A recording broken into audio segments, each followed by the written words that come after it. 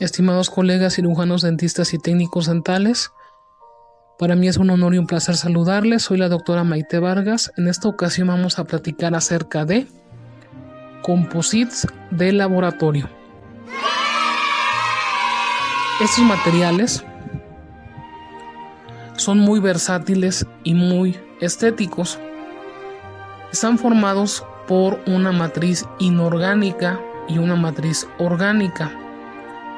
La parte inorgánica ocupa el 73% de estos materiales y va variando según la marca. Entonces tenemos, por ejemplo, vamos a hablar de dos marcas. Signum tiene dióxido de silicio en ese 73%. Y otra marca, por ejemplo, sería Ceramash. Esta marca tiene, en ese 73% tiene disilicato de circonio. Pues como pueden ver, son matrices diferentes. Y la parte orgánica básicamente son resinas orgánicas. Entonces, ese tipo de materiales están ideados exclusivamente para laboratorio o para método indirecto, como se le conoce también. ¿Por qué razón? Por algo que se conoce con el nombre de factor de conversión. ¿Sí? El factor de conversión no es más que, para no meternos en tanta química y todo, que luego muchas veces nos hacemos bolas, básicamente lo que sería, para que lo podamos entender fácilmente, entendamos que los monómeros son partículas pequeñas que precisamente por medio de la acción de la luz se van a unir a una cadena más larga, una cadena principal de polímeros. Entonces, esto es por medio de la acción de la luz. Entonces, para que se lleve a cabo esta conversión, ahora sí que de monómero a polímero, por decirlo así, que ya es la cadena más larga, que se unan estos monómeros a la cadena más larga, es lo que conocemos con el grado de conversión. Y como decíamos, esto se hace por medio de la luz, en el caso de estos materiales. Entonces, esta luz debe de tener ciertas características, entre ellas su longitud de onda y también que se aplique cierto calor y ciertas características para que se pueda llevar a cabo este factor de conversión. Ahora, por esta razón es que estos composites de laboratorio no se pueden emplear en boca. ¿Por qué razón? Por lo que estábamos diciendo del factor de conversión, y que la lámpara de fotocurado que ocupamos en clínica no alcanza ese nivel de conversión, ese nivel de potencia para que se lleve a cabo esta conversión de este tipo de materiales. Por esta razón es que existen composites de laboratorio y composites para nivel clínico, que esos se ocupan, son las resinas compuestas que ocupamos día con día en la clínica, y estos son otro material completamente distinto, ¿sí? Ahora la diferencia, más que nada, aparte de lo del factor de conversión, es la fórmula misma. Sí, porque precisamente por tener un alto contenido de material inorgánico o de relleno, precisamente entre más relleno tenga una resina compuesta o un composite, vamos a ver que va a ser más difícil, o bueno, más va a requerir ciertos parámetros para poder llevarse a cabo su fotopolimerización. En cambio, entre menos relleno, va a ser más, entre comillas, más blanda, ¿sí? Y más fácil de fotocurarse. Entonces, por esta razón es, mis queridos doctores, que existen materiales diferentes. Son materiales diferentes Y no es que uno sea mejor que el otro, bueno, cada uno tiene sus indicaciones. En este caso estamos hablando únicamente de, acuérdense, composites de laboratorio o para método indirecto, como se les conoce también. Bueno, entonces esos materiales, como decíamos, son muy versátiles.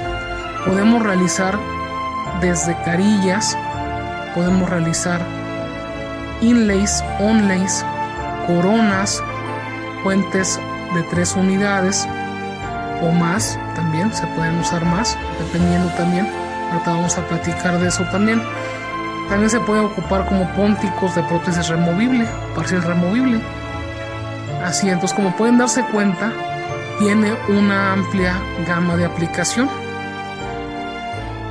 Y también los sistemas, las marcas, que manejan este tipo de materiales, dentro de su sistema tienen varias masas.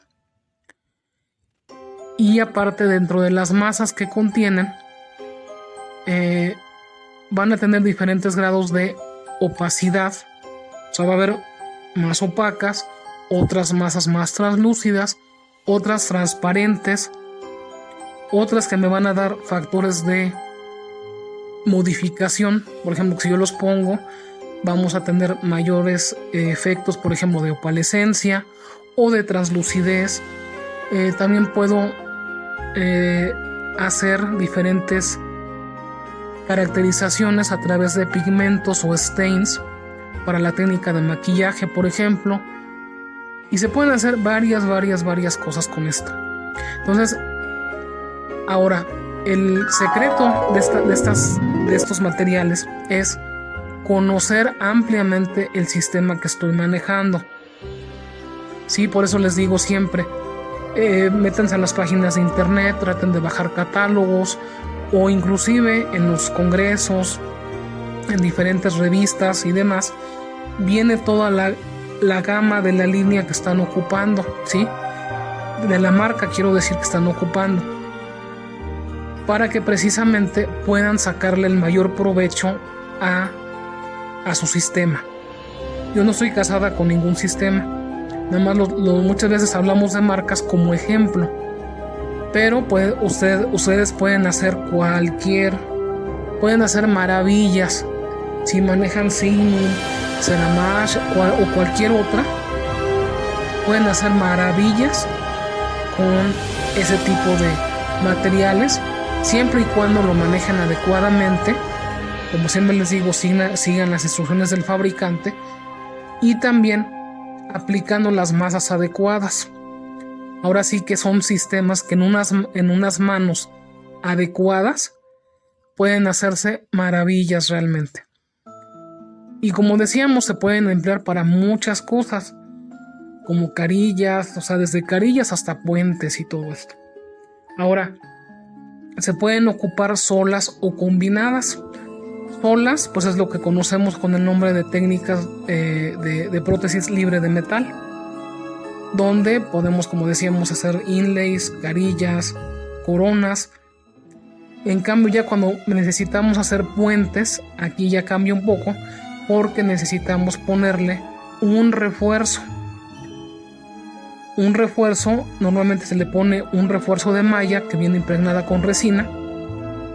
Entonces, que precisamente me va a ayudar a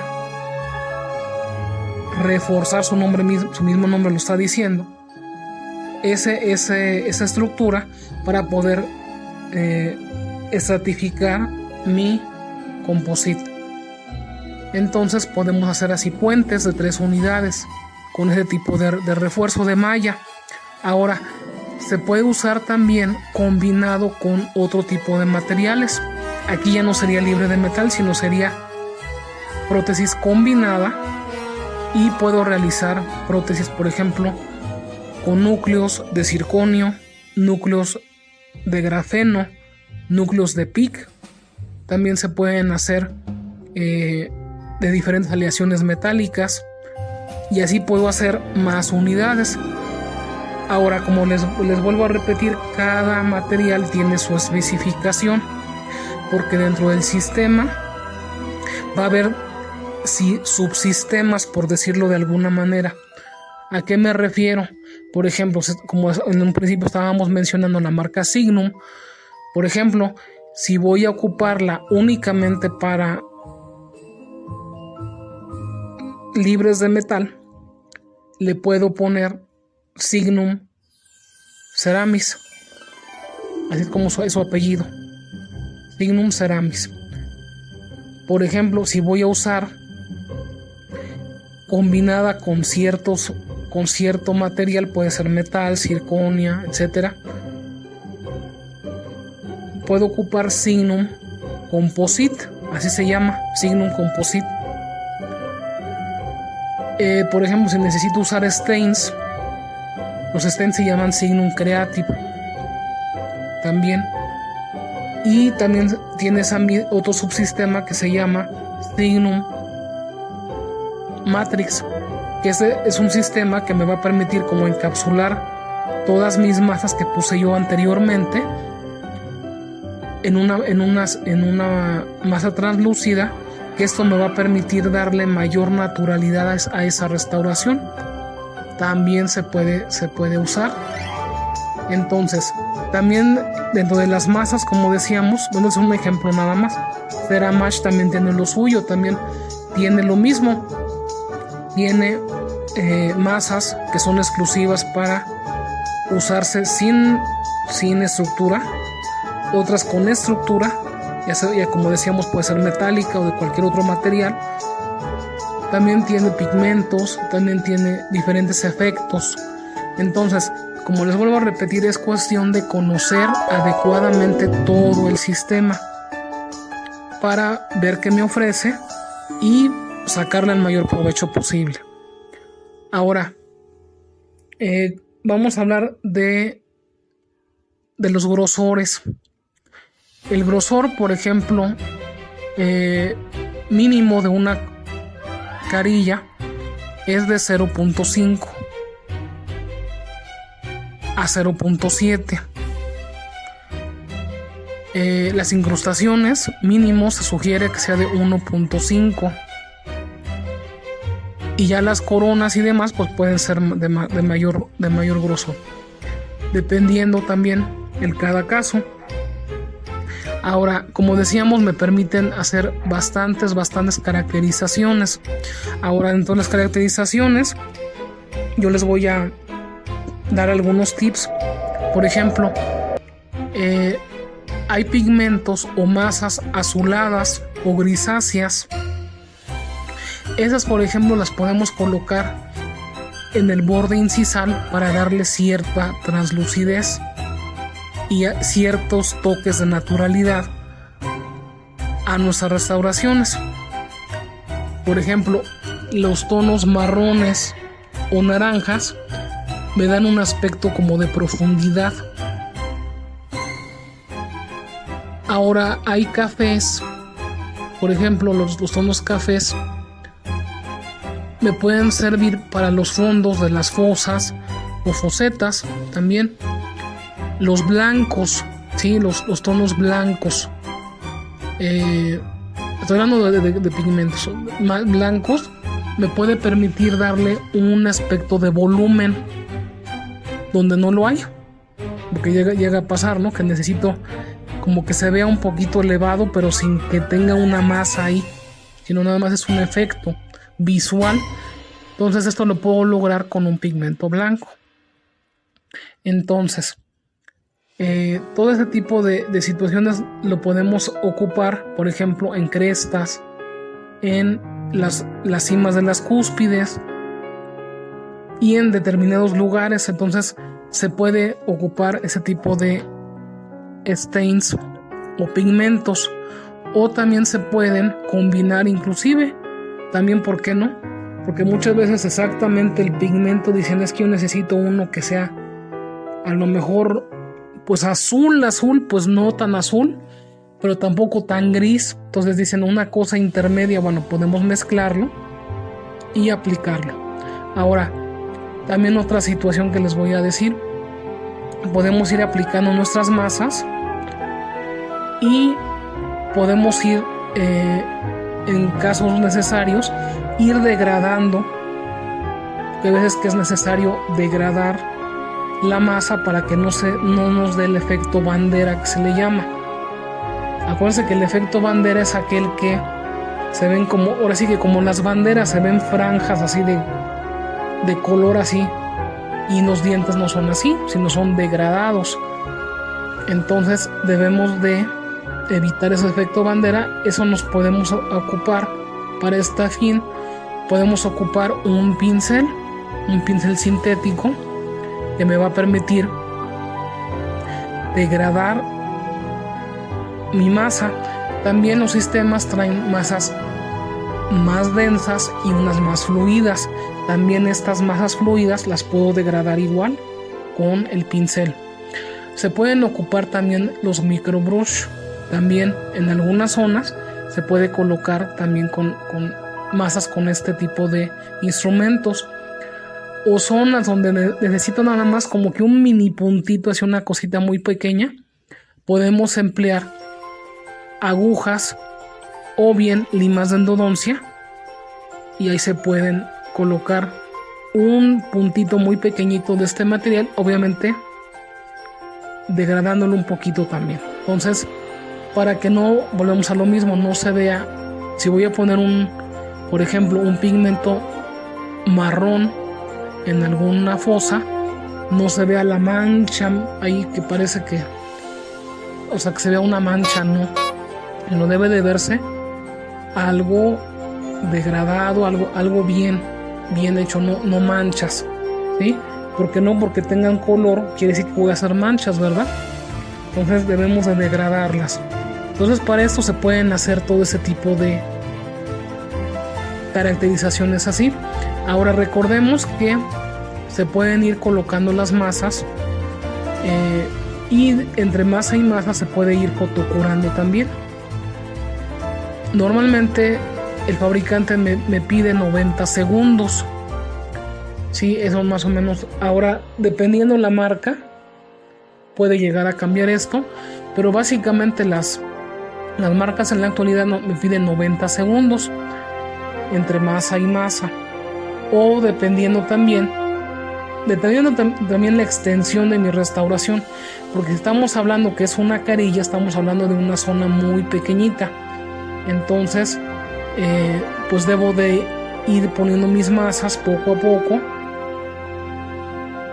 y puedo inclusive irlas curando conforme yo lo vaya requiriendo. Lo que sí es muy importante al colocar los stains, sí fotocurar, para evitar que al colocar la masa siguiente se derrame o se esparza por donde yo no quiera mis stains. Entonces esto es un tip que les paso también. Otro factor también es, por ejemplo, hay marcas como por ejemplo Signum, donde necesito hacer, si yo tengo un dado de trabajo, siempre, como les digo, hacer siempre sus dados de trabajo y todo. Vamos a suponer que estamos hablando de una incrustación. La incrustación debo de colocarla en la parte interna sin llegar a cabo superficial. Le debo de colocar una capa delgadita de cera neutra, que puede ser cera toda estación o puede ser cera pegajosa, pero no de la roja, sino de la cera que es como color cafecita, como color entre amarillito y cafecito, una cosa así, un color así, color miel, por decir así. Ese tipo de cera se puede usar porque me va a servir como espaciador, ¿sí? Una vez de que ya esté fría la cera, le puedo colocar el separador de la marca, y posteriormente, ya una vez que esté seco, ya puedo proceder a el montaje de mis masas. Ahora, otro tipo de marca, por ejemplo Ceramash, tiene un separador que no necesita que yo le coloque esta capa de cera, porque el separador mismo ya lo trae una capa de parafina de baja densidad que me permite que una vez que se seque este material, me va a dejar una película de parafina, que si se dan cuenta pues es la misma situación, ¿sí? Y después tengo que ponerle un otro tipo de un espaciador, y ya posteriormente proceder ya a montar mis masas. Entonces, como pueden darse cuenta,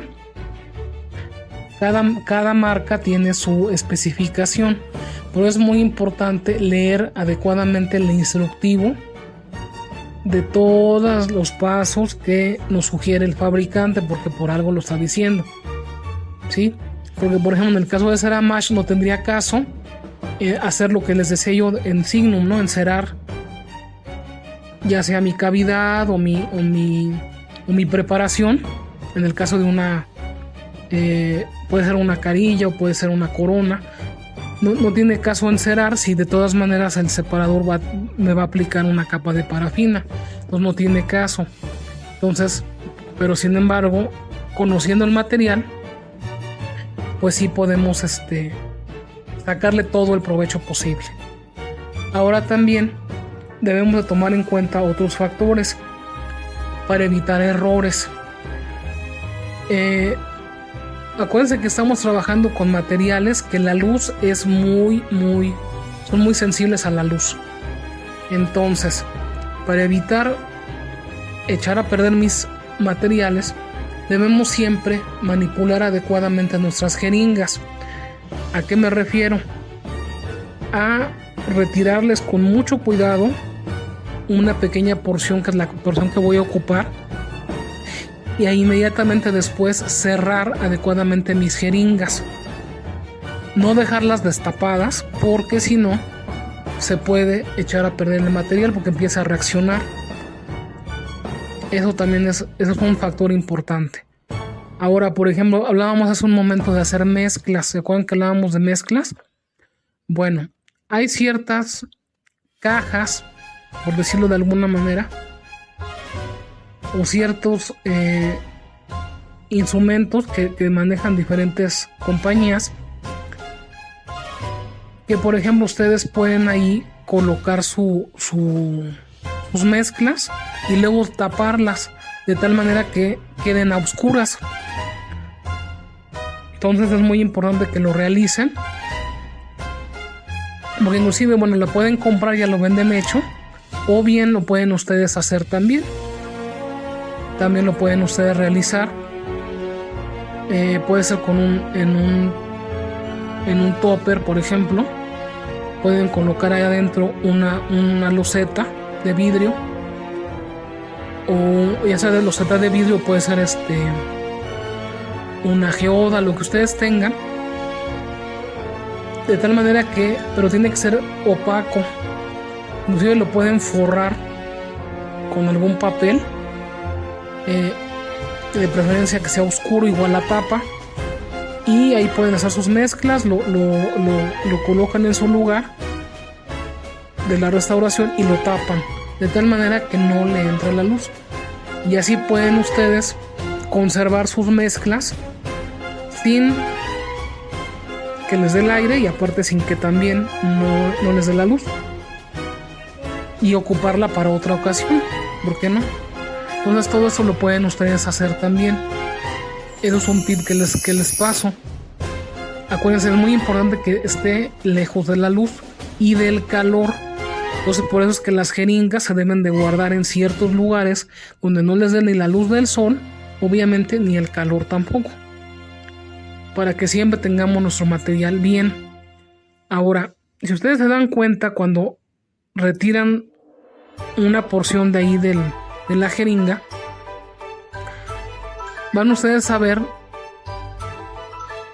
que tiene un cierto brillo, ¿sí? Eso es por la capa de inhibición, que al contacto con el aire y la luz queda como si estuviera humedecida. Esta capa me va a permitir ir colocando masa y masa y masa. Por lo tanto, es muy importante, para no perder esta capa de inhibición, es muy importante no tocarla con los dedos, porque nuestros dedos tienen grasa. Por más que tengamos limpias las manos, siempre van a tener un poquito de grasa. Entonces, si yo quito esta capa de inhibición o contamino mi material, lo que va a pasar es que las capas subsecuentes no se van a adherir adecuadamente y podemos tener problemas después de que se nos vayan cayendo las capas. Entonces no necesitamos esto. Otra situación también muy importante es no combinar los sistemas, es decir, no combinar las marcas, porque recordemos que tienen diferente composición en cuanto a su matriz orgánica e inorgánica. Entonces esto me podría ocasionar problemas y se podría poder traducirse en fracturas o en desprendimientos. Entonces estos serían efectos negativos para mi restauración. Por esta razón eviten combinar marcas. Otro factor también bastante importante que tomar en cuenta es colocar nuestras masas. Normalmente colocamos primero las opacas, luego colocamos las menos opacas y así nos vamos a translúcidas, más translúcidas y ya terminamos casi ya con transparentes. ¿Sí?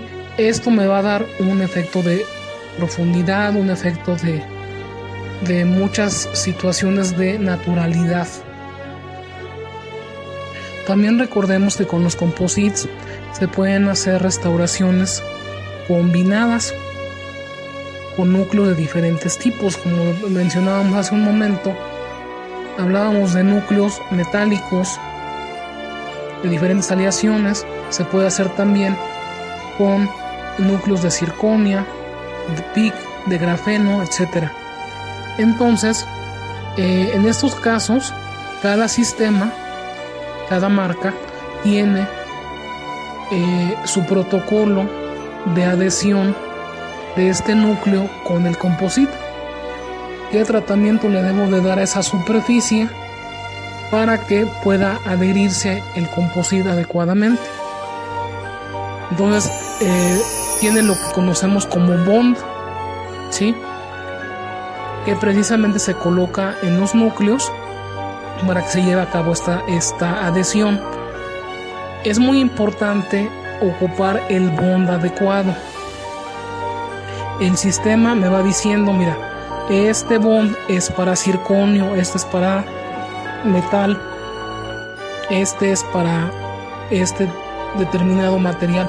Entonces es muy importante siempre tener en cuenta el bond adecuado, ocupar el adecuado, no hay uno universal.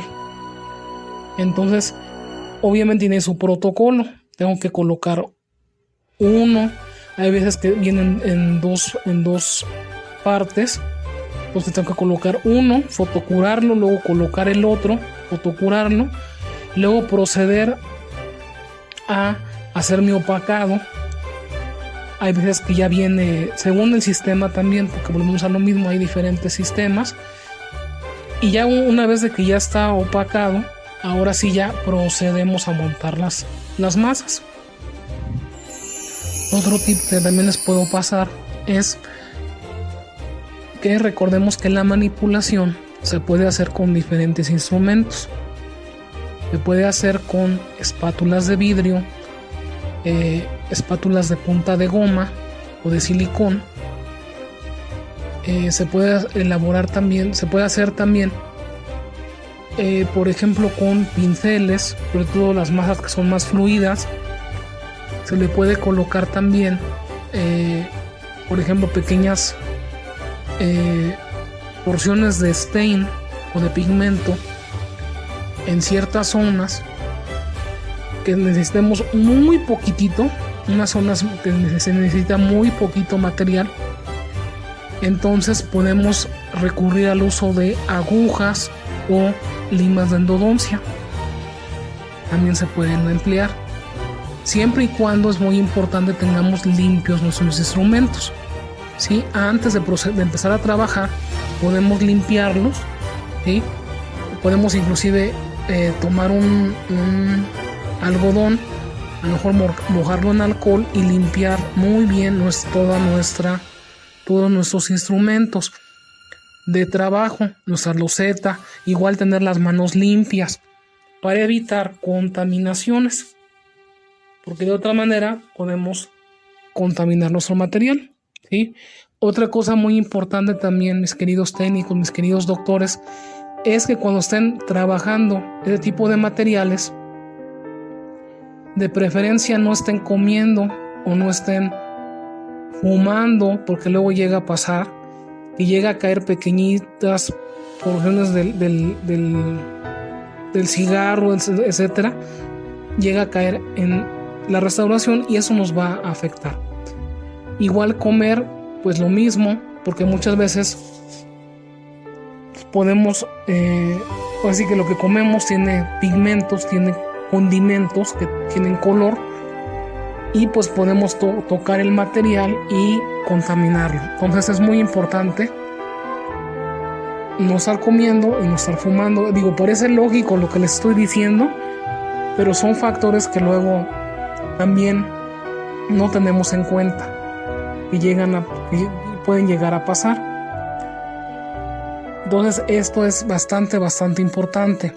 También, mis queridos doctores, otro factor también muy importante con estos materiales, como decíamos, es mantener las jeringas lejos del sol y sobre todo del calor. Entonces es muy importante que no estén cerca de la luz, ¿sí? Sobre todo del sol, porque pueden reaccionar y pues echar a perder nuestro material. También debemos de hacer pulido mecánico, ¿sí? Ahora, para ayudarnos al pulido, les voy a dar un tip que de hecho lo manejan, cada casa comercial lo maneja. Por ejemplo, en el caso de Kulzer, que es Signum, ellos tienen un insulating gel que, si recordarán, sirve también como separador. Bueno, este separador, una vez de que yo ya coloqué mi última masa y ya la fotocopiamos y todo, la retiro del horno y colocamos este insulating gel encima de la restauración y la vuelvo a meter al horno de fotocurado. Aproximadamente la dejo ahí adentro, estamos hablando de 3 minutos, son 180 segundos. Posteriormente retiro, obviamente le voy a colocar bastante, la retiro del horno y ese excedente de insulating gel lo puedo guardar, ¿sí? Lo puedo guardar en otro frasquito, ¿sí? Que yo ya sé que ya está usado, pero sin embargo lo puedo seguir usando hasta 3 veces y después lo puedo seguir usando como separador. Entonces, es en el caso de Signum. En el caso de Ceramash, ahí se llama Oxygen Barrier. Entonces, igualmente, termino de colocar mi última masa, fotocuramos, coloco este Oxygen Barrier y posteriormente vamos a meterlo al horno aproximadamente igual 3 minutos o 180 segundos. Y también lo puedo retirar. ¿Y qué me va a dar este material? ¿Qué ventajas o qué cualidades me va a otorgar a mi restauración? Básicamente me va a permitir sellar cualquier defecto que tenga en la superficie. Y más que nada me va a salir, cuando yo saque mi restauración, va a quedar con un brillo, un pequeño brillo, que obviamente esto me va a facilitar el pulido, ¿sí? Entonces es muy importante este paso, no se lo vayan a saltar, va al último. Entonces, dependiendo también la marca comercial que estén manejando, ahorita aquí estamos poniendo de ejemplo 2 marcas, pero sin embargo hay más marcas, dependiendo de la que ustedes realicen, la que estén ocupando, pueden ocupar un factor o bien otro factor, pero de todas maneras no olviden este paso, es muy importante. Ya una vez de que hicimos esto ya sea del insulating gel, si es Signum o si es Oxygen Barrier en el caso de Ceramash, ya procedemos a hacer el pulido, ¿sí? Ahora, ¿cómo vamos a hacer el pulido? Bueno, más que nada lo podemos hacer con el toolkit que trae cada sistema y sus pastas. Cada toolkit tiene sus instrucciones específicas en cuanto a las revoluciones que debe de tener cada instrumento que estamos ocupando. Porque luego a veces me preguntan, ¿a qué velocidad debo de usar esto? ¿A qué velocidad lo otro? Ahí viene todo especificado. Y no lo digo yo, lo dice el fabricante. Entonces, normalmente, ¿por qué está el kit de pulido que incluye? Bueno, se supone que debe de incluir pues fresas, ya sean de diamante o de tungsteno, que me permitan hacer desgastes en mi restauración. Posteriormente también va a tener hules también para hacer también un pequeño pulido, y posteriormente para el abrillantado vamos a ocupar cepillos, normalmente son de cerdas de color claro, ya sea de cabra, ¿sí? Normalmente son de pelo de cabra, y precisamente no se ocupan de otro color porque puede llegar a manchar mi restauración. Y posteriormente ya se puede hacer el abrillantado con pastas. Normalmente las pastas son diamantadas y se pule con los cepillos. Es muy importante siempre hacer el pulido, porque recordemos que toda restauración, independientemente del material en el que sea, se debe de pulir muy bien para evitar que en esa zona se aloje la placa dentobacteriana. Además del pulido, también existe en el mercado un glaze o barniz glaseador, como le llaman en algunos países, llamado Paleasil, que yo no lo recomiendo, debido a que cuando esa restauración con Paleasil entra en contacto con el medio oral, ese brillo superficial que genera el Paleasil, recordemos que es un barniz glaseador o glaze que le llaman también, ese brillo se va a desgastar. Entonces, por esta razón no conviene usarlo, porque realmente es desperdiciar material, según mi punto de vista. Ahora sí que les vuelvo a decir, no hay nada como el pulido mecánico. El pulido y el abrillantado mecánico, ese sí es durable y no se desgasta ni se cae como el Paleasil. Por esta razón yo no lo recomiendo. Sin embargo, la decisión está en cada uno de ustedes. Me gustaría que me dijeran en Instagram o en Facebook, me comentaran quién de ustedes sí maneja el Paleasil y quiénes no. Sí, sería muy bueno saberlo. Ahora sí que cada quien qué técnica realiza y también qué marcas de composites manejan en sus países, y si tienen algún tip extra lo podemos también incluir en otro podcast, hablando exactamente de los trucos o tips que cada uno de ustedes me puede ir proporcionando, y lo podemos mencionar en el podcast, ¿por qué no? Claro que sí. Otro factor que luego muchos colegas me preguntan es con qué cemento o cómo cementar ese tipo de restauraciones. Bueno, yo les puedo decir que las carillas se pueden cementar con cementos de resina, de preferencia que sean de color neutro o translúcidos, o bien del color de la restauración. Esto es para evitar modificar el color final, ¿sí?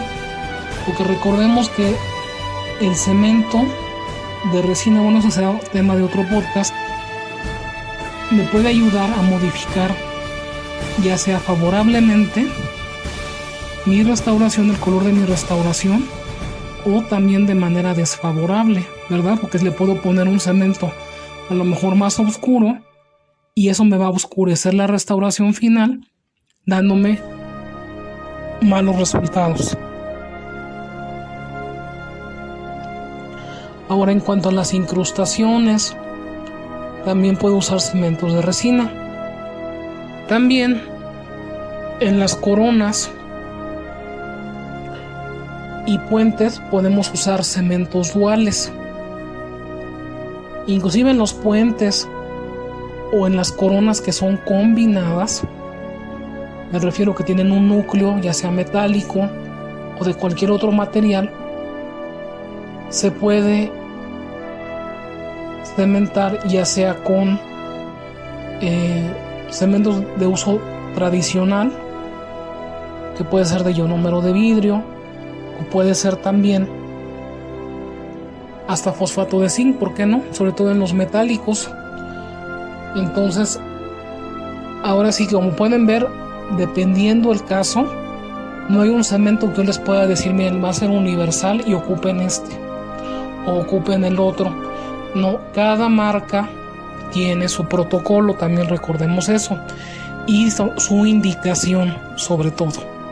Entonces, no hay uno universal, dependiendo la situación, es el que debemos emplear.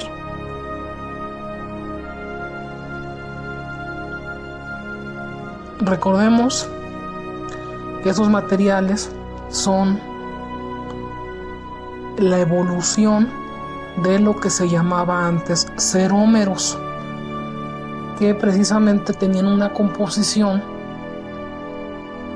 sobre todo en la matriz inorgánica, tenían dióxido de bario o dióxido de aluminio, pero como se demostró clínicamente que estos eran negativos o nocivos para la salud, se fue cambiando esa matriz inorgánica, dando lugar a los composites. Por eso es que a los composites de laboratorio, precisamente de los que hablamos el día de hoy. Entonces, de alguna manera, esos composites, recuerden que es la evolución de esos cerómeros. Entonces, porque luego me dicen, es que son materiales nuevos. Bueno, nuevos, más bien yo diría mejorados, ¿sí? Que se han ido evolucionando. Es como cuando hablamos de la zirconia, por ejemplo, que también igual existen diferentes etapas.